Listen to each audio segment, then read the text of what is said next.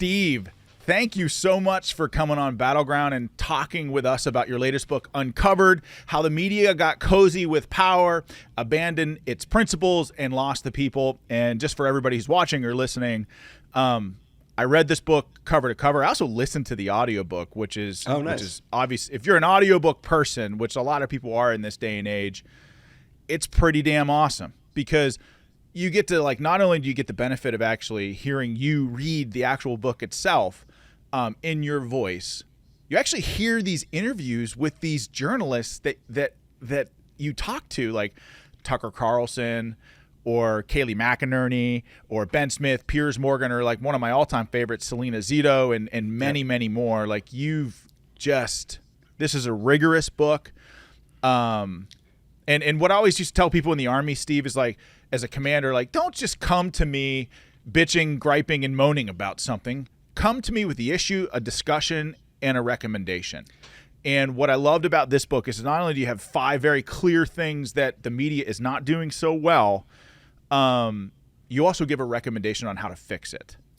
I try to. Yeah, that's the goal, because, as I lay out in the book, I think that the media is very broken. The corporate media, it was not perfect in the days when I was at CNN in 2010 to 2013 by any means. There was valid criticisms, but it's gotten significantly worse. And I think it's obvious to most people, even people that are apolitical. I live in Texas. Most of the people I interact with on a daily basis are not interested in politics as a hobby, or interested even in the media as a hobby. They watch it because they want to know what's going on in the world, and they can see it. They can't necessarily see why it happened or how it's happening, but they can feel something fundamentally change, and they've lost trust in these places that they maybe had even 10 years ago, some degree of trust in. So I do try to lay that out. And first of all, I have to say thank you on the audiobook side, because it was something that was really important to me, was every conversation I had in the book, 26 interviews that I do with people across the spectrum, as you mentioned, a lot of people from Fox News,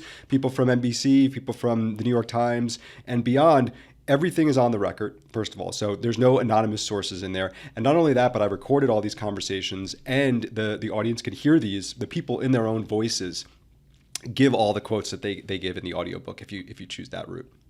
I mean, you've clearly forgotten more about the media than I could even hope to remember, Steve. I mean, but you've done it all. I mean, like, you've worked for CNN, and now you're an executive producer for Megyn Kelly, and you've done all sorts of stuff in between. It seems like you know everybody.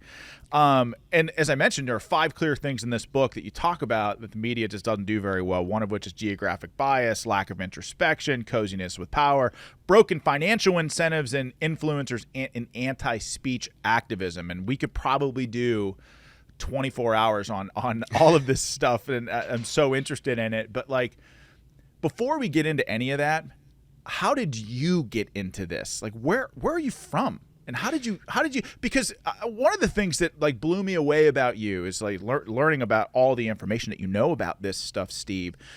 You clearly love and have an affinity for the media. You don't want to burn it all down. Right. You think it clearly. You see in the vital role that the media plays in this country. But what about this profession attracted you in the first place? Yeah, I was a journalism nerd from back in high school, to be honest. My first wait, what's a journalism nerd? What is? I went to a summer camp after my junior year in high school for journalism. You were one of those guys? I was. I mean, I ate it up. And my first job when I was in high school was working at my local town paper. I worked in this little town in New Jersey. We had a weekly paper that came out. In the summer, I covered men's softball leagues. And I'd go and I'd get paid $20 if they ran my article. And yeah, Get out of here. I did, yeah. I knew early on I was very interested in journalism. Went to Syracuse University and Newhouse School, the journalism school there, and really from that moment, 15, 16 years old, was very interested in it. And at the same time, I mentioned I grew up in New Jersey, went to school at Syracuse in New York. I lived in New York City for many years, working at a variety of outlets, covering the media. That's where I kind of really got to know a lot of the people in the media. Was working at sites like Mediaite, which I helped launch in 2009. and then working at CNN, and then the Blaze. And at the Blaze, I ended up moving down to Dallas, where we have a big office, where we had a big office, Glenn Beck's company there. They were based in New York and based in Dallas. I moved with my wife in 2014 down to Dallas. So I've been here for 9 years now. And frankly, you ask, where's the genesis of this also is I love journalism, but by getting outside of that like literal bubble, the New York and DC bubble, opened my eyes in a lot of ways. And after the Blaze, I really stepped outside of the media overall. I had my own company. I worked in a marketing agency, and I was viewing this very strange to me moment in 2015, and even going back a little bit earlier, and then 2016, and with what happened with Trump, but far beyond Trump too. And trying to diagnose what was happening because it was so foreign to what I was viewing, to what the people that I encounter are experiencing. And I think about it a lot, Sean, of like, if I was still at CNN, if I still lived in New York, would I have been able to see, frankly, what I was able to see and put into Uncovered? I don't know. I think I may have gotten caught up in a lot of this also. So it was being physically outside of that was able to, I think, open my eyes to a little bit and try to diagnose this from a position of love in some ways, tough love, and trying to get it better, because I think we do need a strong media, but we just don't have it right now. I mean, it's so clear that you love and respect your profession, and it makes a lot of sense that you were one of those kids that was going to journalism summer camps. Like, so much makes sense now about this book, because it does seem like you really do love the profession, and you want to see it improve. And so you were like a Blaze guy. You were one of the Blaze farm team, so to speak. Because in 2014, like one of my first forays into the media, one of my first experiences with television media was the Blaze, and it was Real News, and Buck Sexton was there, and Will Cain was there, and Pete Hegseth was there, and so many people were there, and you were there as well. We must have just missed each other. Yeah, so I was there in the sense that I was a producer. My job title at the Blaze was Vice President of Digital Content. I was fully behind the scenes. I worked really closely with people like Buck and Will Cain in particular on basically my job was to, there was loosely television. Real News aired at 6 p.m. every night on the Blaze. It was a streaming network, and very early in the process. Frankly, I think they were early in what was to come with like the Netflixes of the world, the whole business model. But then it was like, well, what can we do to expand our reach through YouTube, through social media,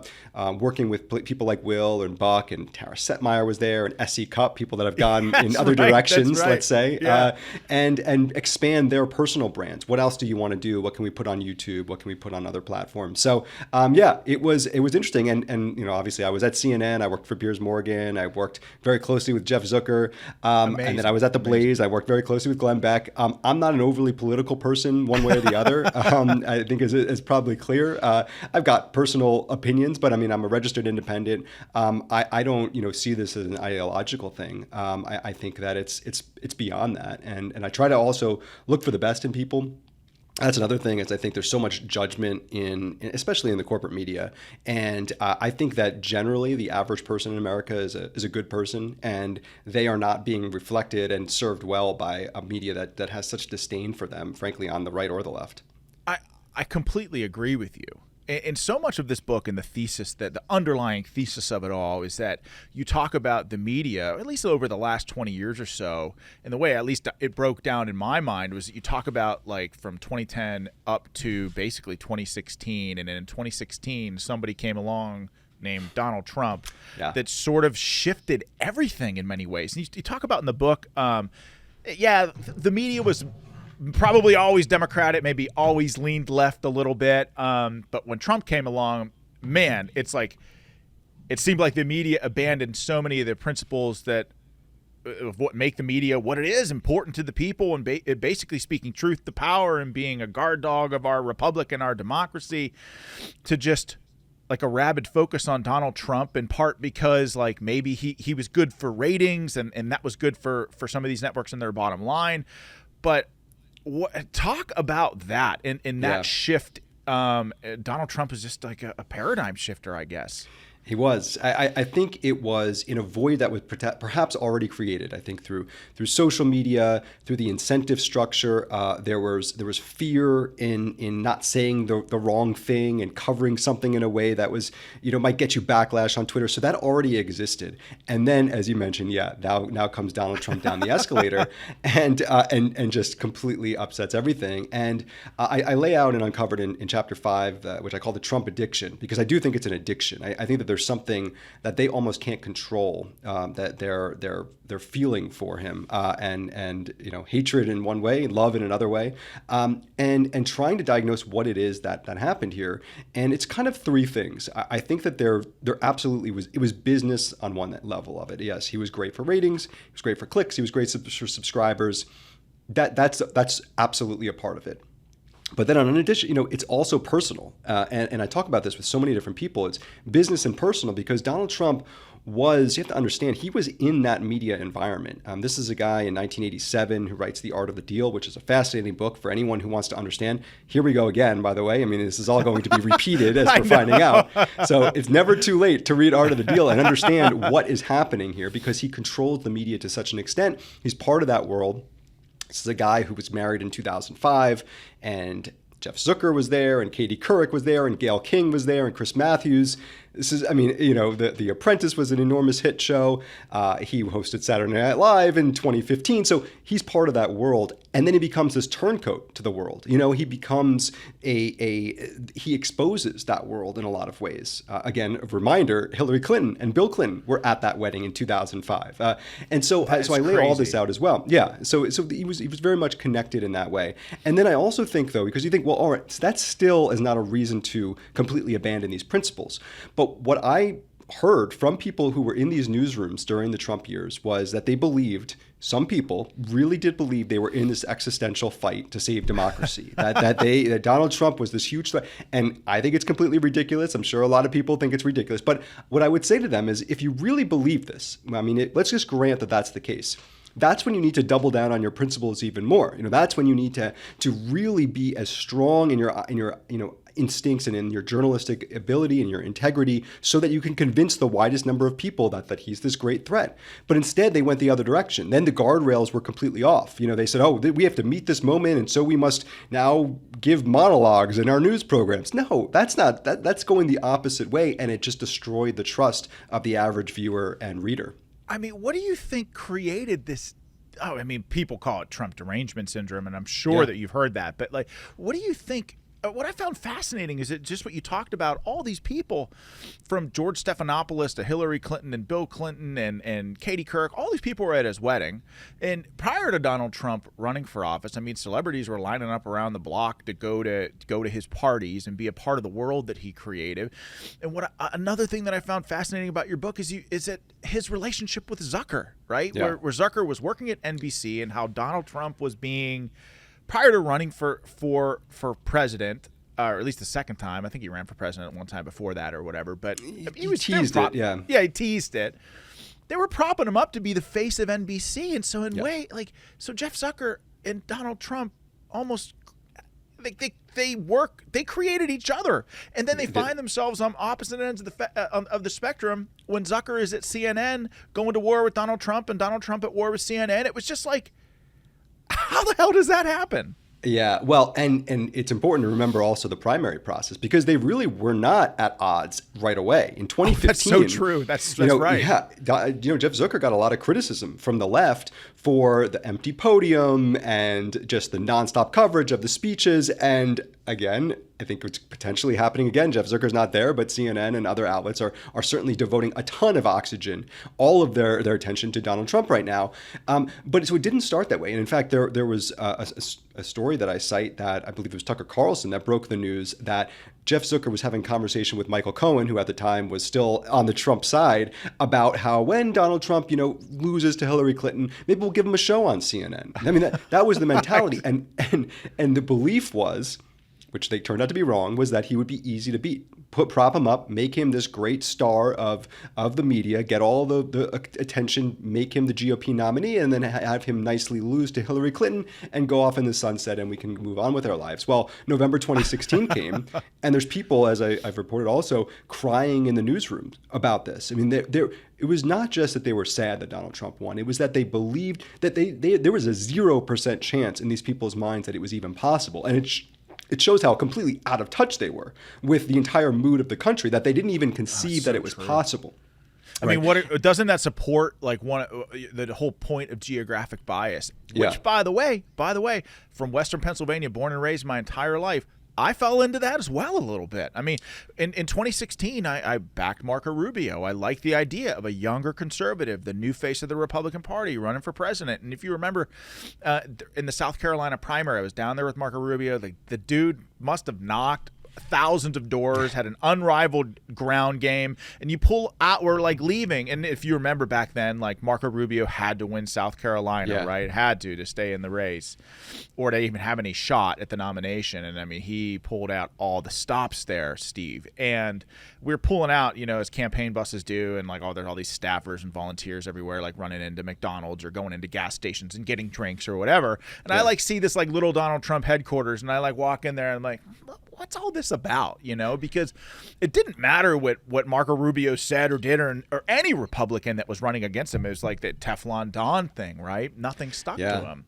And I walk in there, there's like one old dude there with like 40 iPads, and I'm like, what the hell is happening? Clearly, I'm missing something. The media is missing something. And then I went back to Pennsylvania and drove all around the state and, saw signs and ended up writing an article on the Hill about that's fascinating. Donald Trump's going to win, right? And of course, I got attacked by all of the people that you call Acela Media, and which, by the way, people in New York City take the train to D.C. and back and forth. And so Acela Media is the train that they take, the Acela, right? And I did it myself many, many times. Yeah, so it's a very appropriate name. And of course, I'm like, there are signs everywhere, which of course, all of that's anecdotal, right?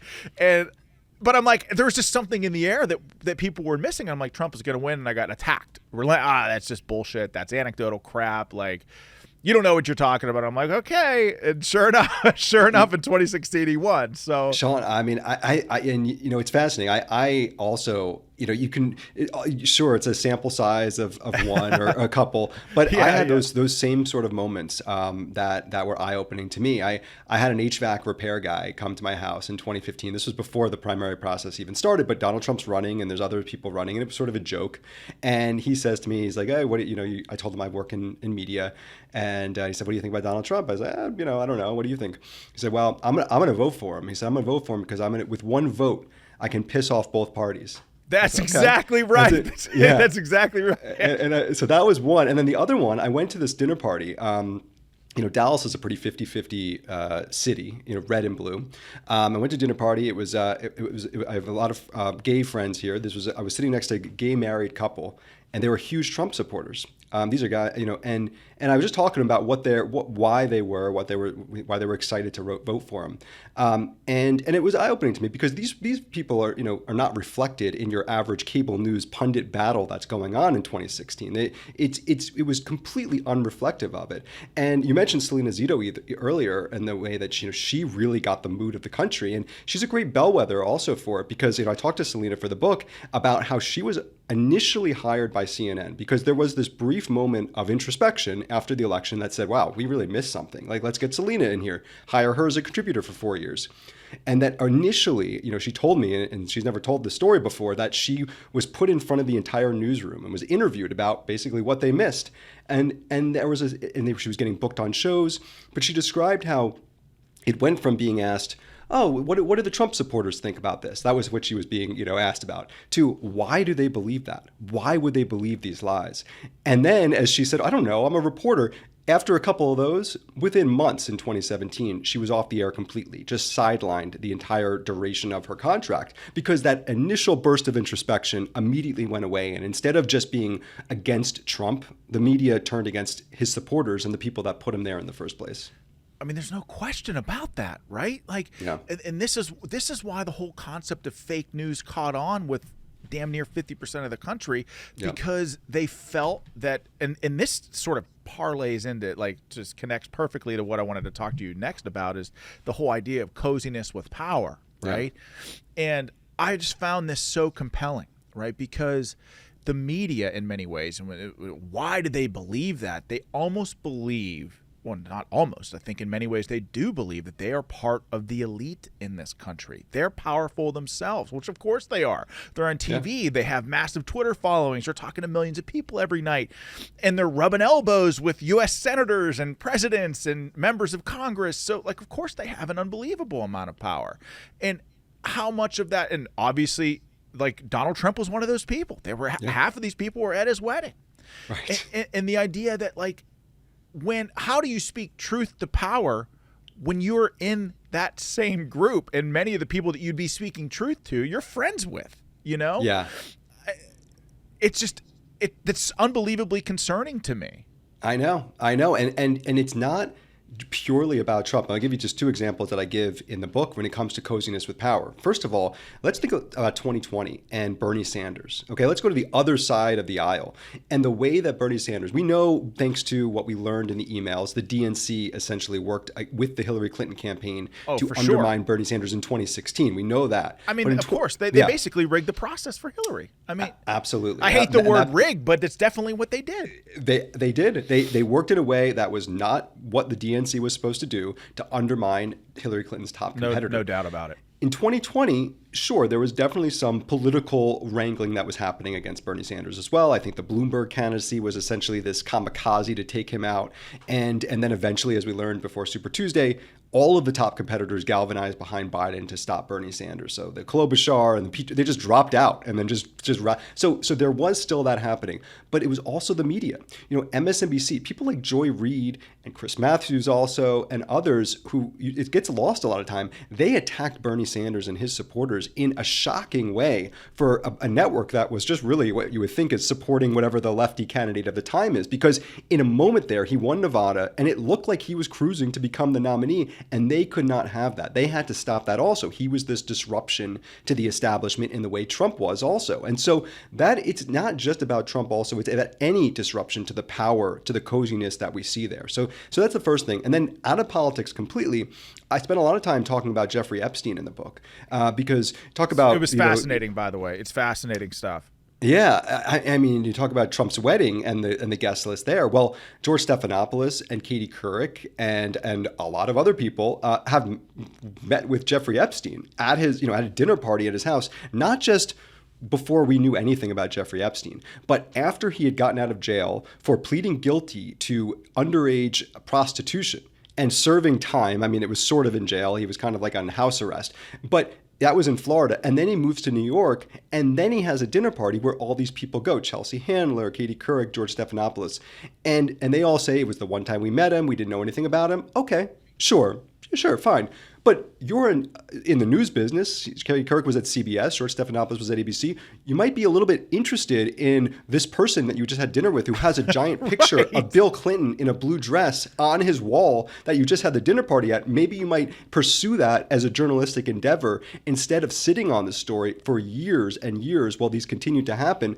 And still, I mean, Jeffrey Epstein then killed himself, in theory, in his jail cell. And then the story was gone completely. We don't even know the half of it. And there's no curiosity among the corporate press. Why? Because if we start to uncover stuff, how implicated are they in that story as well? I mean, it's so true. And not just Jeffrey Epstein. I mean, you talk about Harvey Weinstein, right? And how a reporter, I can't remember her name, but had the story about Harvey Weinstein for, what did you say, 3 years prior to it? Or, Sharon am I right Waxman, about yeah, Sharon Waxman I mean, at the New York Times talks about how the story got killed. Rich McHugh, who I speak to, who was at NBC at the time, working with Ronan Farrow, describes in great detail how that story was killed by his bosses and how it completely changed the way he thinks about the media. They covered for him then. I mean, so, and by the way, you lead in with the book about the Hunter Biden laptop and how, and again, I don't want to put words in your mouth but how you see it as almost, I mean, an egregious example of censorship, bias, call it whatever you want, but almost an inflection point for you. I mean, you start your book with that story. And I mean, as I read that, actually, as I finished your book, I thought about that Hunter Biden's laptop and wondered how much of that was, media wanting to be cozy with power. Like, hey, thinking that maybe Joe Biden would win. And hey, if I write about his son and Hunter Biden's laptop and some of the horrific things that he did, they're right there on that laptop. And by the way, you look at some of that stuff on that laptop, if you have any common sense or half a brain whatsoever, you know that it's real, Right. But how many people didn't report on that laptop because they thought maybe Joe Biden wouldn't allow them into the White House press room or allow them to ask a question or wouldn't be invited to that swanky dinner or fundraiser or whatever. And ultimately, if you look at, there are some polls out there, Steve, that said if the Hunter Biden laptop story had been reported on, it might have swayed the election by upwards of 5 percentage points. Oh, yeah. And it didn't even need that much, right? It was really a couple 100,000 votes in a few states and Trump would have won. So yeah, I think we could spend hours talking just about the Hunter Biden laptop story. I do think that it was one of the most important instances of understanding how far our media has fallen by the way that story was handled. Talk about verifying that laptop. Tucker Carlson tells me in the book that he knew it was real instantly because he was sent an email between himself and Hunter Biden that he knows he wrote. And so he said, well, okay, you don't have this email from me to Hunter Biden, who he was friendly with at one point and describes how he was, the families were close at one point before Hunter Biden kind of went off the deep end. That they proved it was real from the moment essentially it came out, but there was a real push. So what happened? What was that push against it? And as I write about it Uncovered, I think it really boils down to guilt and fear. The guilt was the way that they were attacked, and they felt personally responsible because of how they handled Hillary's emails in 2016. And they feel, I think they're being too hard on themselves. I don't think the media's handling of Hillary Clinton's emails elected Donald Trump. I don't think they have that power, but they really believe that. They believe that they did something that helped put him in office, so they were not going to make that mistake again. And then also fear. We saw journalists who, like Maggie Haberman at the New York Times, tweeted a link to the New York Post story that as it came out and just sort of questioned the sourcing. Oh, this seems sort of sketchy. Link to the New York Post. And she was attacked for daring to just even link to it and question the sourcing. She was called MAGA Haberman. She was trending on Twitter. I remember. Yeah. So when you have that, you have to have a level of balls to even go that far of just tweeting a link to it. And then what we saw was the suppression, right? The New York Post was locked out of their Twitter account. And then in an unprecedented move, Twitter made it so that that link was not shareable through publicly or even privately. And there was no outrage by the corporate press about that. Yes, they eventually did reverse themselves a day or two later, but the New York Post remained locked out of their account for weeks to come.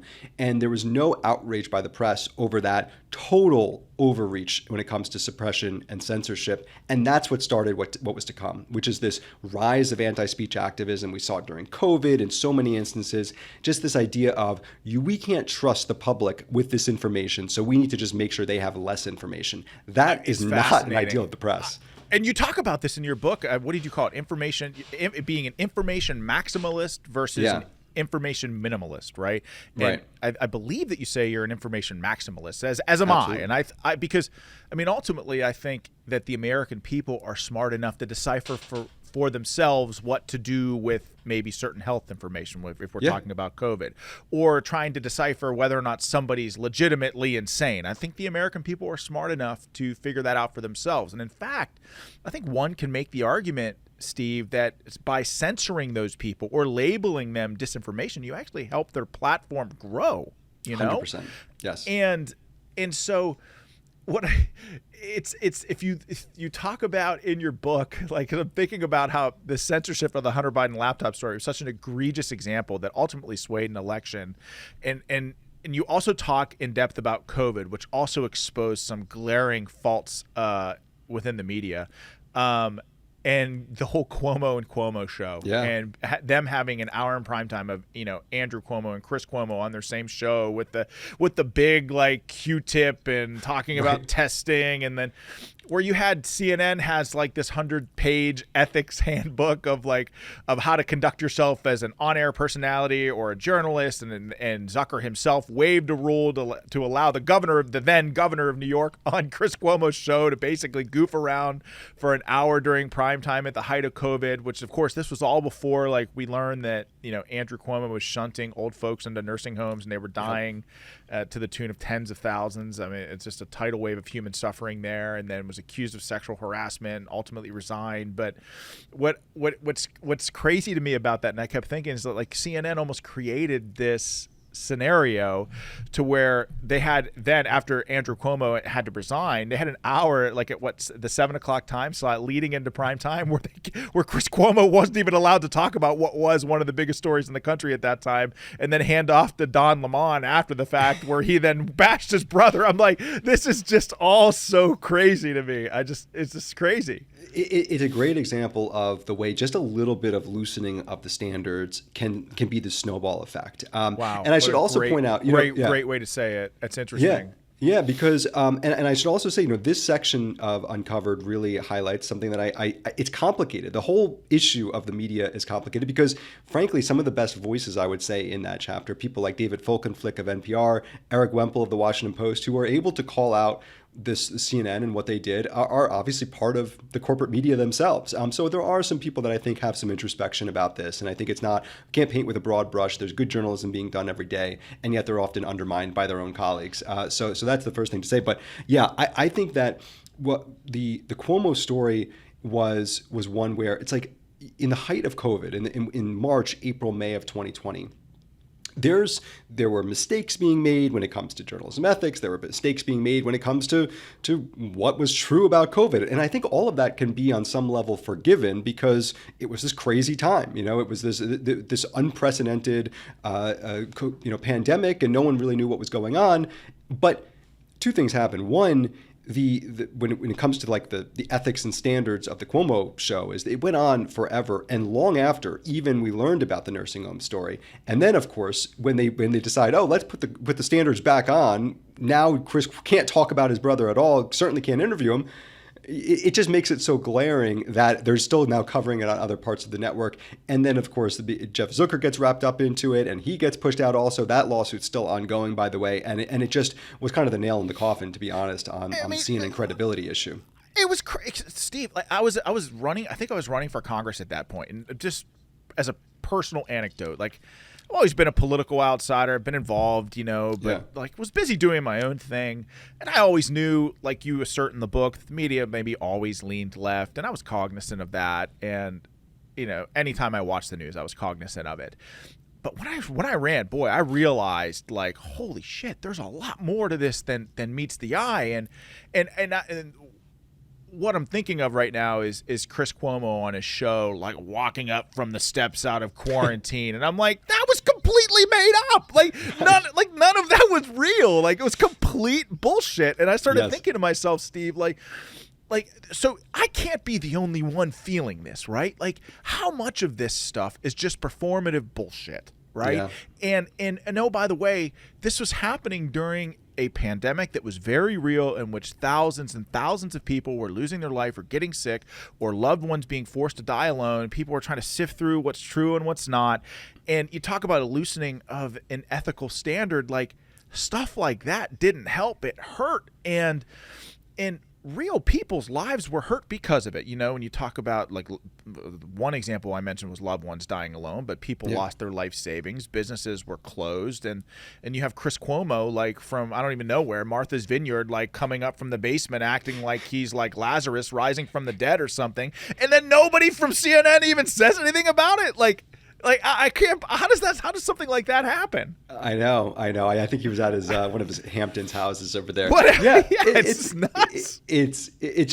Well, frankly, I think that whole thing, and really just the arrogance, the smugness of the Chris Cuomos of the world, comes a little bit also from social media and buying your own hype in so many of these instances, and the rise of these influencers, these media members now think that they're stars in a way, and that, you know, even people that are far below the, you know, bottom of the rung but have 20,000 Twitter followers, it can feel like a lot. You feel like you got this big platform, yeah, even though it's true. You know, you maybe don't in reality. But no, I think COVID was just so disastrous, because so many of these stories we talk about, Chris Cuomo coming out of the basement is, you know, a lighter example, and there's other ones also that I give out in the book. But COVID was serious. You know, this was something that, and it's not just about, you know, the initial part of it, but like lockdowns, the way lockdowns were covered, you know, masks and vaccines, and we could go right down the line. In every case, the media essentially chose what was the one true scientific expert opinion, the consensus opinion, and said anything that deviates from that is dangerous. And that's not just wrong. I mean, it not just is actually wrong that they got so much wrong, but it's dangerous to even have that point of view. The idea that you can't have a debate about something, or a discussion, a nuanced conversation, these things weren't black and white. We knew that at the time, and they knew that at the time, but they went with this because they just didn't feel that the public could deal with the nuance of these issues. I think, I mean, in some ways they were completely spun by the Faucis of the world, as we would find out, and allowing them to suppress and censor themselves. Steve, you wrote about this stuff in your book, man, and it pissed me off so much because, first of all, you talk about Fauci, right? Yeah. And how COVID itself became super politicized, and, you know, Trump was a part of it, you know, and you talk about in the book about how if Trump supported something, the media is almost, and I'm painting with broad strokes here, and I agree with you, we shouldn't do that, but I say the media is like many in the media just ran to oppose whatever it is that he said. 100%. And you had Fauci, who was not necessarily an expert on any of these topics, but because of, you know, the time that he spent in Washington as part of these bureaucratic institutions, he makes contact and he's cozy with all these people with power. Was able to, I think one of the people that he interviewed said that, like, more than almost anything else, like, he was just a master at manipulating the media and was able to smear so many of these other doctors who had opposing positions. And what I kept thinking about as I was reading was like, what is in it for the media? Yeah. To do that? All it does is hurt their credibility. And ultimately, what really pissed me off about it, Steve, is that people's lives were destroyed because of it. Yes. And there was no 100%. accountability for any of it.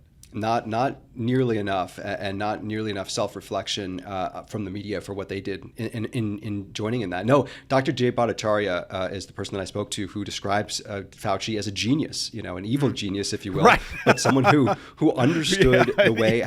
He had built these relationships with the media, with those in power, in government and in media for decades leading up to the pandemic, and so he was well positioned to speak with this great authority, and to not just say, I'm the authority, which, again, probably wrong, but at the very least you could say that, but to say anyone else who deviates from what I say is dangerous. And Dr. Jay Bhattacharya was one of the three experts. This is a Stanford professor and a doctor. Absolutely brilliant. Yes, who put together the Great Barrington Declaration. And if anyone's even remotely familiar with the Great Barrington Declaration, you may think that it was this quack, you know, dangerous paper that was put together in order to get people killed. You know, let it rip. That was what people would describe it as. Let COVID just rip through society. That was not it at all. It was an argument for focused protection on the elderly, not to lock down everyone, but to make sure the elderly are taken care of. And those who are immunocompromised, that was literally the entire thing. They didn't have to be proven right for it to be ridiculous how they were treated, but they were proven right, as we now know scientifically. And yet they were attacked in the media. They were attacked. They were censored and smeared as these spreading disinformation and dangers from the Faucis of the world, but also from the corporate media themselves, from the New York Times. And that is something that it can't ever get fully corrected, because once we've gone down this road, you know, we can't go back. But at the very least, you'd hope for a little bit of introspection from the press for how they handled COVID, how they got it so wrong, and just spun just what turned out to be completely untrue. I mean, it's so true. And you talk about the importance of humility in the book, and that, you know, when journalism, you know, it's important how journalists have a brand now, and that brand is built upon on social media, and like, the lack of introspection, which comes part and parcel with that, is a lack of humility. And I think the American people are understanding, even though COVID was a really tough time for a lot of people. I mean, you'd be hard pressed to find a family in this country that didn't have somebody that was very, very ill, or maybe even perhaps lost somebody. Yeah. So a very serious time, but a little goes a long way in terms of humility, and the media just saying like, hey, look, we're sorry. We were trying to sift through this as best we could, and mistakes were made along the way, but we will be better and try to get better every day. Like, that didn't happen. And it should have happened. And it would have gone a long way had some people just done that, I think. Yeah, I think it's never too late to admit you were wrong. I agree with you. I think it goes a long way. I think there's so much sense in the corporate media that they don't want to admit when they get things wrong, because they think that the audience that they have might continue to turn against them. I think that's completely wrong. I think that's the totally incorrect approach. They would find out if they would actually go and be accountable, that would ingratiate them to the public, that they would trust them more if they would say when they get it wrong. So I agree with you. But I also think what this is a symptom of, you think, why did this happen, is that journalism is a very weird occupation in the sense that it's not like a meritocracy. Okay, if you're talking about like plumbers, you there be Yelp reviews, and you would see the ones that do a great job would get 5 stars, and the ones that are lazy or not so good would get put down the line, and the best ones would get rise to the top, and the bad ones would get weeded out. Journalism doesn't work like that at all. In fact, it's almost the opposite. A lot of times, the worst journalists get rewarded in the biggest ways possible because they're good at other aspects of things, whether it's through building brands on social media or playing the game in the powerful circles. So there is no mechanism to help bring the best journalists to the top. And because of that, you have a lot of lazy, incompetent people who make up these newsrooms. Not all of them, but a lot of them. And these people are not going to get better because they can't. They are incapable of getting better. And until we actually have bosses who care about what actually is journalism, what should it be to serve the public, we're not going to get this better. I mean, you talk about being lazy and incompetent, and you also talk about Jussie Smollett and the hoax that was. And I mean, the guerrilla TV, and the idea that President Trump is sitting around in the Oval Office and watching guerrillas fight on a network that was just for him was more believable than the Jussie Smollett hoax. Like, the idea that there are 2 MAGA types in Chicago in the middle of a polar vortex in the middle of the night, just so happen to be carrying bleach, and like conduct some horrific attack on Jussie Smollett and pour bleach on him and everything else, and say this is MAGA country, even though it's probably like a D plus 100. Like, right. Anyone could have known, just like anybody that was like all of these people exist in the media, from producers to editors, and no one thought for a second that like maybe this isn't.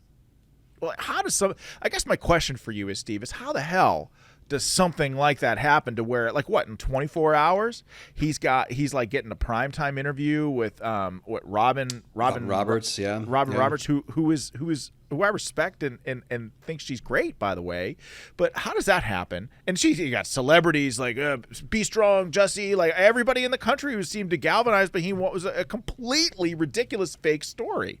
Yeah, I lay this out in the chapter about incompetence and introspection, or lack of introspection, and laziness, because I also think that there's another element to this, and that is what happened in this instance. It seems completely ridiculous, like as you're laying out the facts, and people know the Jussie Smollett story pretty well. But what you might not remember is, like, there were outlets. Let's just say, like, Entertainment Tonight was one of those that I lay out in the book, which described it as an alleged homophobic and racist attack. And he was allegedly attacked. And the way that they couched that, which was the right thing to do journalistically, was then attacked by people like AOC for, how dare you call what happened to him racist and homophobic. They were then, got into the Twitter storm. They were the bad account of the week. And so you start to lay out, there's not the incentive structure in the media now, because of social media, because how everything is public. It's not just about getting it right or wrong, but it's also about what is acceptable and what's unacceptable. And it's very sad, but in a lot of these newsrooms, if you cover something in a way that is wrong, is incorrect, like so many did with Jussie Smollett, but it's acceptable, then you're not going to be hit as hard as if you covered something in a correct way, but about in a way that was unacceptable to the the Twitterati, the people that are the loudest voices on Twitter. And so that's completely messed up, and that's a new phenomenon. That's not something that existed when you didn't have social media and people yelling at you. You only had people maybe calling into the newsroom or sending a letter.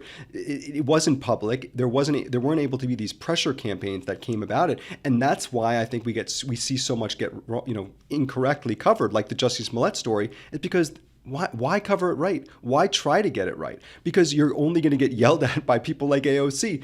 We'll just get it wrong and we'll move on.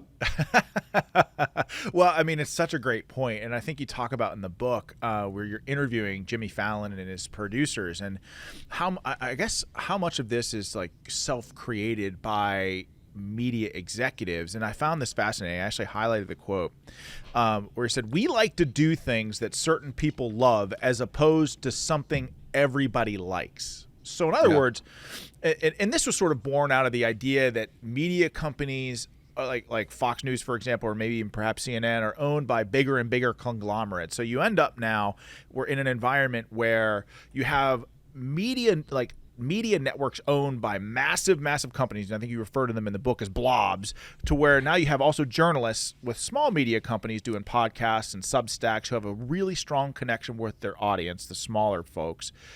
Bigger media conglomerates perhaps don't have a stronger connection with their audience. So in an attempt to actually get a base, shows like Jimmy Fallon and the Tonight Show are going all in with a certain demographic or a certain audience to make sure that they have a base. Do I have that right?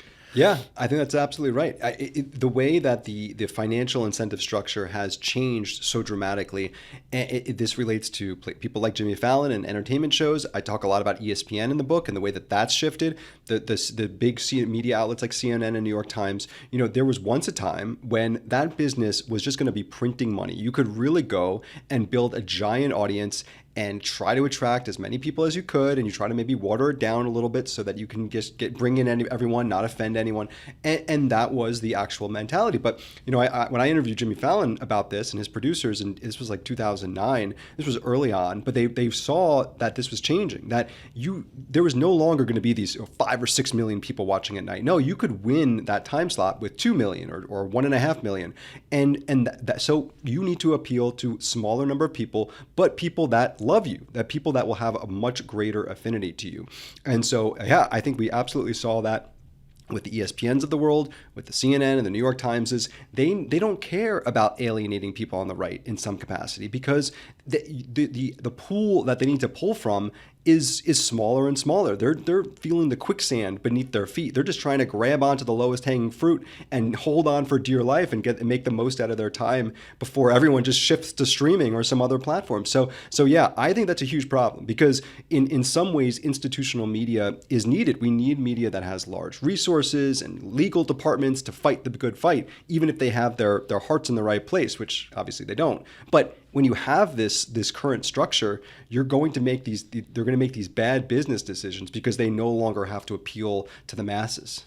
Well, right. And so what I was thinking about is how much of this is self-created. In other words, the media executives going all in with a certain audience, what they do is in effect create a self-licking ice cream cone where, they might have a really strong audience that they go all in on, but they all end up being ideologically dogmatic and similar. And so what happens is, when a situation like at the New York Times, where they run a Tom Cotton op-ed at the height of the Summer of Love, where Tom Cotton is advocating sending troops into cities to quell some of these violent riots, you have people in the New York Times newsrooms who are crying and freaking out and organizing in a way to whereby they're firing editors and pulling the op-eds and apologizing to the public. Whereas if they just maybe had a broader audience that was more intellectually diverse, maybe they wouldn't have had a problem with maybe losing their audience that they went all in on in the first place. Does that make sense? Oh, that's exactly right. Yeah, intellectual diversity is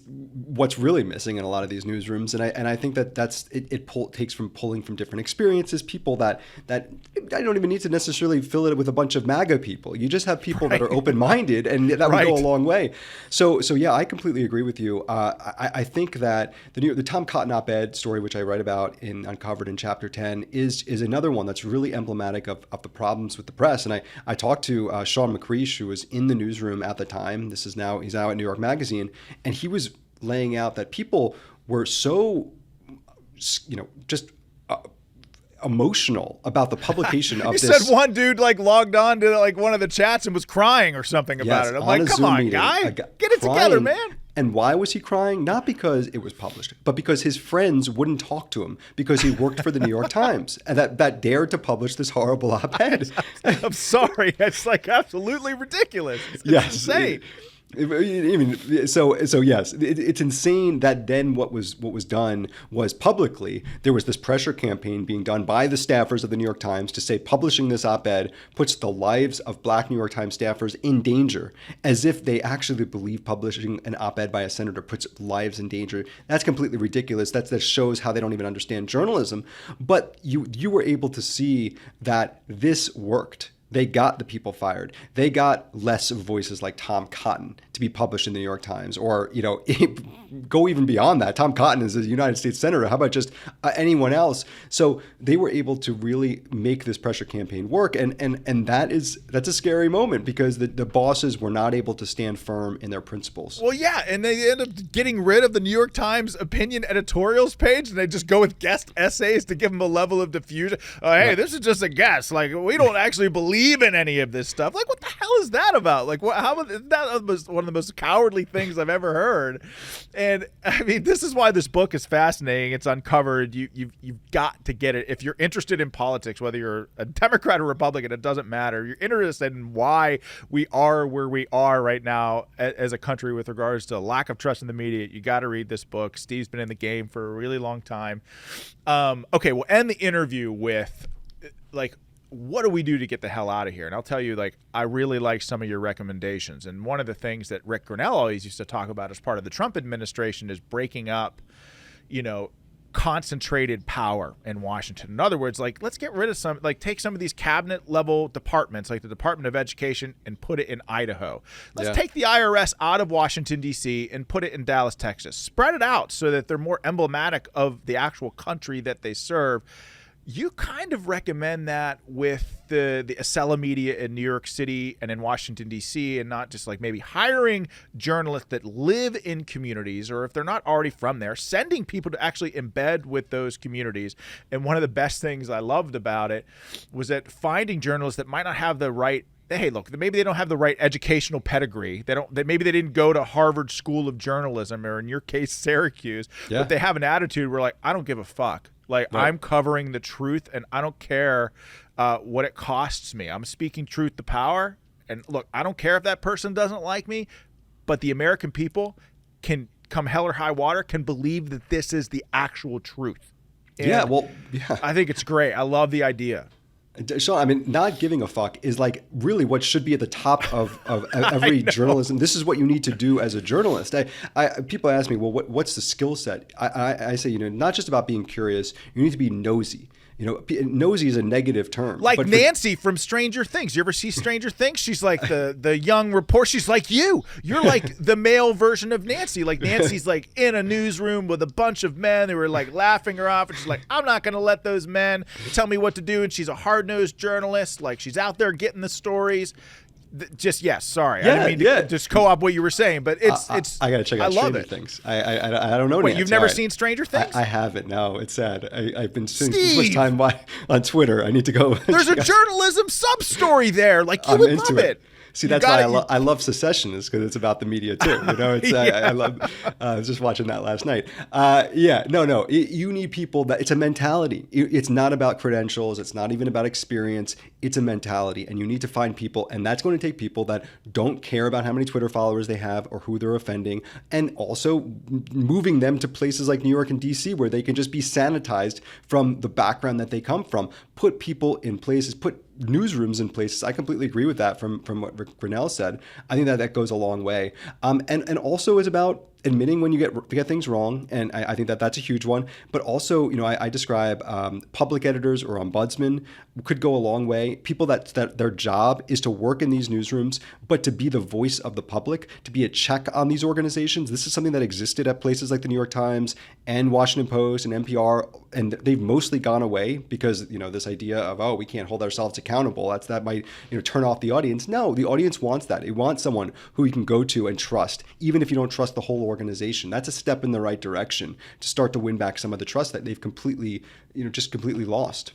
I totally agree. And so, and here you are, right? You're the executive producer of the Megyn Kelly Show, right? And you still doing that?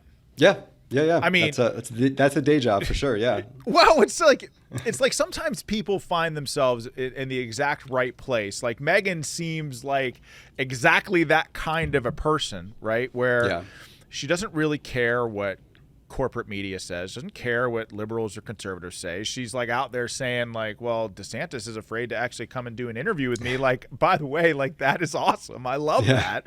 I love that America needs more people like you in the media and like Megyn Kelly in the media. But this book is a roadmap.